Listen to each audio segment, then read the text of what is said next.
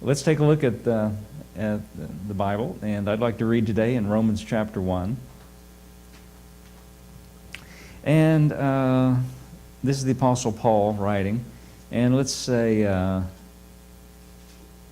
verse 13, how about that? Romans chapter 1, let's get a run at it. And it's hard to know where to start with the Apostle Paul because he writes and speaks. I think he's speaking and somebody else is writing.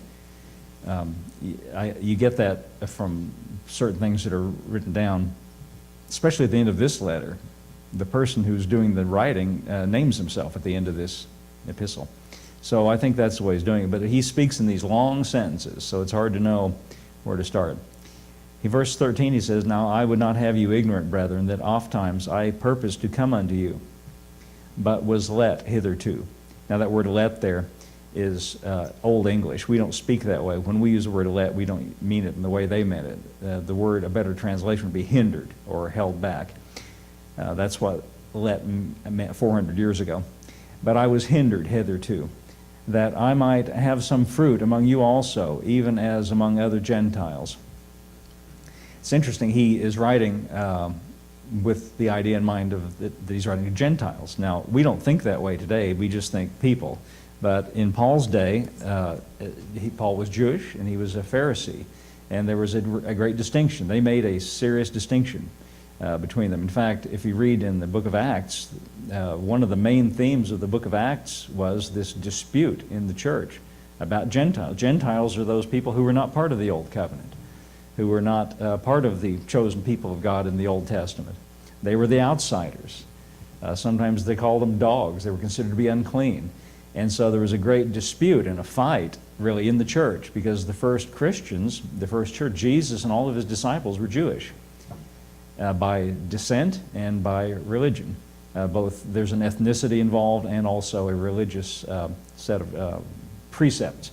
And so Jesus and all of his disciples were Jewish, and after the church got going in the book of Acts, there was a great conflict as to whether Gentiles could even be a part of it. And some people thought, well, they can, but they got to become Jews first, because this is a Jewish-only thing. But the Apostle Paul had another position. And the reason he had a different position was because he had a supernatural experience in which Jesus appeared to him. And it's hard to argue with that. Now, other people might not accept it, but for the Apostle Paul, it was completely convincing, and it changed his life. Jesus appeared to him. Paul, as I said, was a Pharisee, and you know this, I think. He was not one of the 12 disciples. He was a Pharisee. He was one of those people who rejected Jesus, who resisted him, fought against him, worked against him. As far as we know, this man we call the Apostle Paul never had any contact with Jesus at all during his earthly ministry. It was not until afterwards. Paul was called Saul, and he was a persecutor of the Christians. And he was arresting them and throwing them into jail, into prison. And Jesus appeared to him. You know, Jesus can do that. He just does whatever he wants to do. It's just amazing sometimes. He doesn't have to have anybody's permission. He didn't have to have a meeting of the elders of the church. He didn't have to have a vote on it. He just went and did what he wanted to do. And one thing he wanted was this man Saul, who was an unlikely candidate to be an apostle, because he was persecuting Christians and, from all outward appearances, an enemy of Jesus and of the Christians. But Jesus appeared to him as he was on his way to Damascus with letters of authority to arrest Christians and throw them into prison. And one of the things Jesus said to him in the appearance, the brightness of his glory was so bright that Paul fell off of his horse onto the ground in the dust, and he heard a voice speaking, and he said, "Saul, Saul, why are you persecuting me?" And he said, "Who are you, Lord?" And he said, "I'm Jesus, the one you're persecuting." And my version of it is, then he said, "Oh." Uh-oh. That's how I would say it. Pretty dramatic, you see. And then he said, "Well, what do you want me to do?" And Jesus said, "Stand up on your feet, for I have appeared to you for this purpose." Now, this is as he retold it when he was on trial later, and he's retelling his experience when he was called to testify before kings and rulers. And why are you acting like this, Paul, and causing all this strife and conflict? And he told this story, and he said, Jesus said, "I have appeared to you for this purpose, and I will appear to you, to make you a witness of the things of the which you have seen," meaning that appearance, "and of the which I will appear to you." And he says, "I will send you to the Gentiles, to open their eyes, to turn them from darkness to light, Now see, that's significant. He said to Paul, I have appeared to you, and I will appear to you for this purpose, to send you to the Gentiles. Now up until that time, except for Peter, who had an interesting experience at a centurion's house named Cornelius, everybody else in the church thought this was a Jewish-only thing. But the Apostle Paul had a directive from Jesus to go preach to the Gentiles and to tell them about Jesus. Now, Jesus didn't send Paul to go to the Gentiles and preach about the Old Testament. And in fact, he didn't. He went and preached about Jesus. And it was great conflict. And it's very interesting where it all comes to a head. If you want to get to the exciting part, it's like in a movie. If you want to skip to the exciting part, it's chapter 15 of Acts. I'm not going to read it today, but it's really an interesting fight. And the lines of disagreement are pretty clearly drawn there.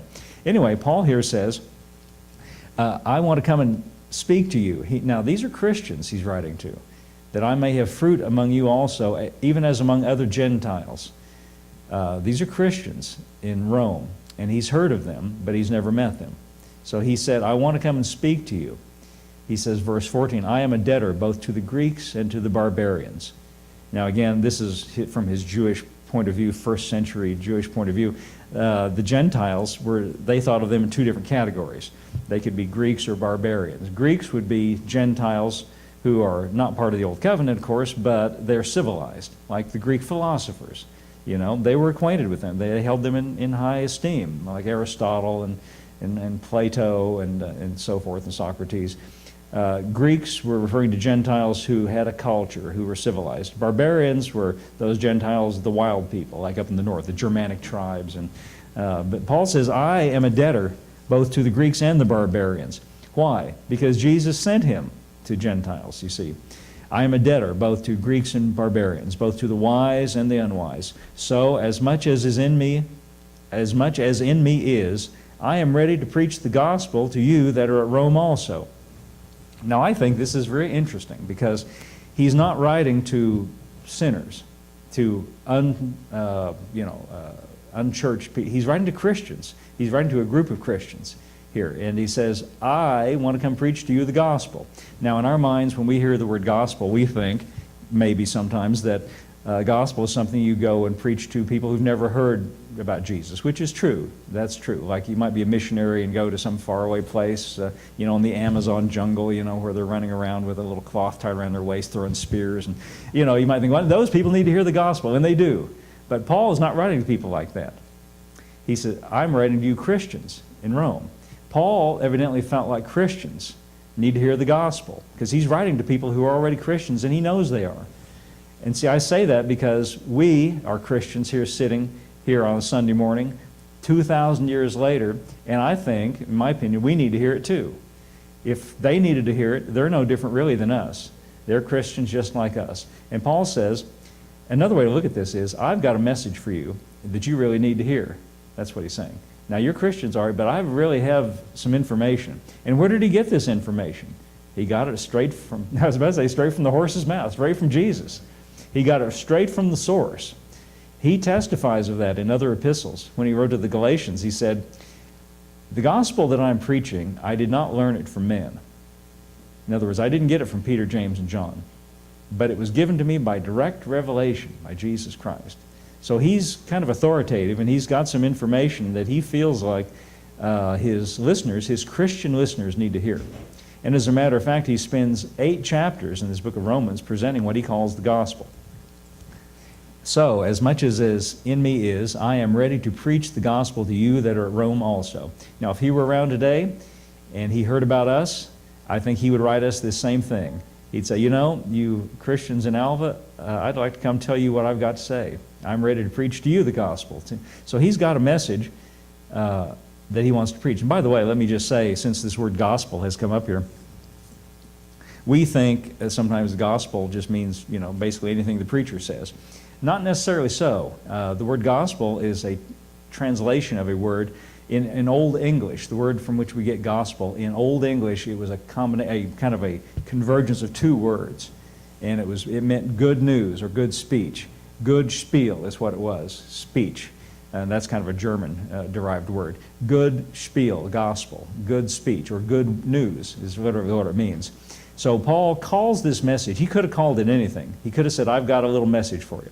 But he calls it gospel. Now, in a generic sense, we think the Gospels are those stories about Jesus in Matthew, Mark, Luke, and John. But when Paul uses it, he means good news. Now, I think that's significant because it's not bad news, it's good news. Now, some things that a preacher might have to say, you might consider them to be bad news. But Paul says, I haven't got bad news for you, I've got good news. That's really significant, I think. That's really important. I don't know if you ever, look at things that come up on the internet sometimes, and I was looking. I saw something last week, and just at the last minute this morning, I thought I'd try to find it and show it to you, but I couldn't find it. But it was one of these kind of things where they compiled a bunch of church signs, and they were funny. I admit, they were funny signs, and like things like this, like evidently in the summertime, the church said, "You think it's hot now? Just wait," And you get what they're saying by that. It's funny. But I started noticing about 90% of these church signs had some kind of threat of hell in the church sign. Really, seriously. About 90% of them did. Most of them were some kind of veiled threat, or sometimes not so veiled, threatening people, either because just assuming that the person driving by is some kind of terrible sinner, or because you're not in church, or for whatever reason, a threat in some kind of way, veiled or otherwise, some kind of thing like that. Now, to me, I wouldn't call that good news. Threats and things that inspire fear and sort of leave the suggestion, sort of like this, some of them are like this, as if to say, you think you're out there just living your life, but God sees what you're doing, and He's liable to grab you by the back of the neck and jerk you around a little bit, kind of make people afraid of God. But I don't think that's the gospel. I don't think that's the message we're supposed to be conveying to the world, or especially to Christians. The bad thing is, you might feel one way about giving a threatening message like that. You might think you're giving it to people outside the church, but people inside the church read it too, and they might feel bad. You're making people afraid of God when you do things like that. Now, Paul, I don't think he would have put a sign like that on the front of the church. I don't think he would have put a sign saying, "You think it's hot now, just wait." And I agree, that's funny. They were all funny. I laughed when I read these. But that just gives you a little bit of insight into the mind of what some Christians think God is like and what the church is like. I don't think it's supposed to be that way. I don't think we're supposed to be afraid of God, afraid He's going to get us, afraid He's going to jerk us around, like He's some implacable, unsympathetic, mean person, just waiting to catch us, and make us pay. The reason I think that is, and again, we're going to find out here in a minute what Paul has to say about it, He's already made somebody else pay, and that was Jesus. Now, if we keep that in mind, that's the thing we've got to keep in mind. That Jesus has already gone to the cross. And what He was doing there, it was not a mistake, and it was not an accident, and it was not a crime, and it was not the devil getting the upper hand. It was God's plan. And it was God's plan for Jesus to be punished in your place and in my place. God, who recognizes everything wrong with us,